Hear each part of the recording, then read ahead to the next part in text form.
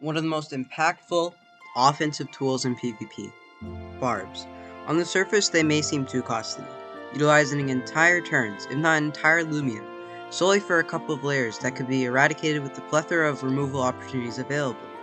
Despite this, there is a massive upside to using this singular move that oftentimes sways the battle completely into the hands of the Barb user.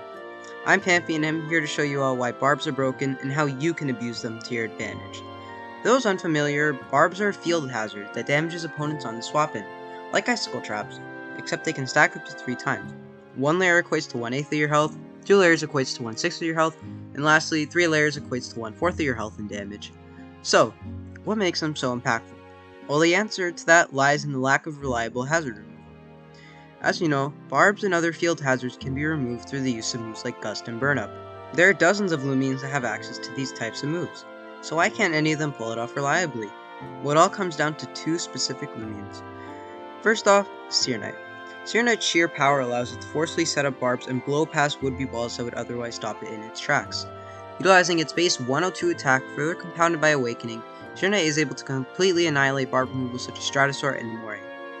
Even those which can take a hit such as Chartiki and Taushino can't immediately force damage on Seer Knight, as well as the fact that they get trashed by a +1 Seer Knight that is set up with Power Focus.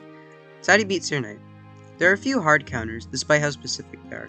Krakaloa and Phagenot both completely blank Seer Knight. As great as they are, unfortunately due to their passivity and opportunity cost, it's quite difficult to fit them on more offensive teams.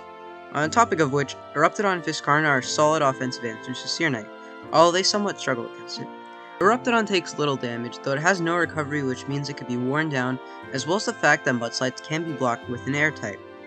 Fiskarna can threaten big damage on Seer Knight and make it think twice about clicking Barbs with Regift bouncing them back, though just like Taushino and Chartiki, Fiskarna can also be heavily chipped by Seer Knight.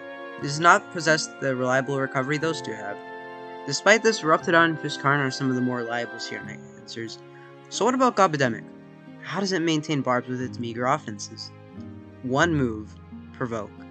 With the recent Gust nerf turning it into a support move, essentially every single form of hazard removal can be blocked in one way or another.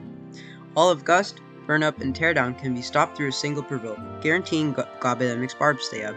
Mudslide, on the other hand, while it can't be nullified through the use of Provoke, it can be completely blocked by an air type whose typing grants them an immunity to Earth. Thus, Gobidemic fuels hyper-offensive teams, which sacrifice a 5-4 lead at Ornn 6 to secure the Barbs advantage. So what counteracts this?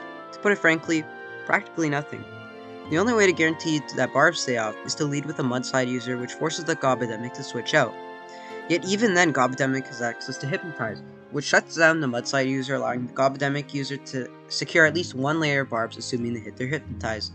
Which really means that the only way to completely stop Gobidemic Barbs is through Secret Ability Cosmere, which bounces back Gobidemic's Barbs through Regift. Apart from that, the only way to remove Gobidemic's Barbs is to Burn Up or Gust on a Loomian that isn't Gobidemic. This all factors into Gobidemic being the premier hazard lead of choice on hyper-offensive teams, as it facilitates them extremely well, leading off the game with a ton of momentum. Of course, there are a couple other Barb setters. Lumelo, Dorgo, and Wobblisk all have their own niches. I'm especially fascinated with Lumelo and what it can do, so expect a video on that later on too, which you can be prepared for by subscribing. It takes a second to do and keeps you up to date with all my content. Now you may be asking, how can I use this to my advantage? I can't possibly stop every Barb attempt on all my teams, and you're right, it's silly to use Krakaloa and Cosmere encased on every single team you make, which is why you should try incorporating the Barb setters onto your own teams. They're all quite splashable and have their own unique niches, even the ones I didn't go in depth into. So what are you waiting for? Go ahead and build your own teams that include a Barb setter, and comment them down below. I like to see what you guys have made, and I give my input on them too. That's all I got for now. Is there anything Barb related that you think I missed? Let me know in the comments. Subscribe if you'd like more Loomian Legacy videos like this, and make sure to like. It's completely free and helps me out. Thank you for watching, and I'll see you another time. Peace.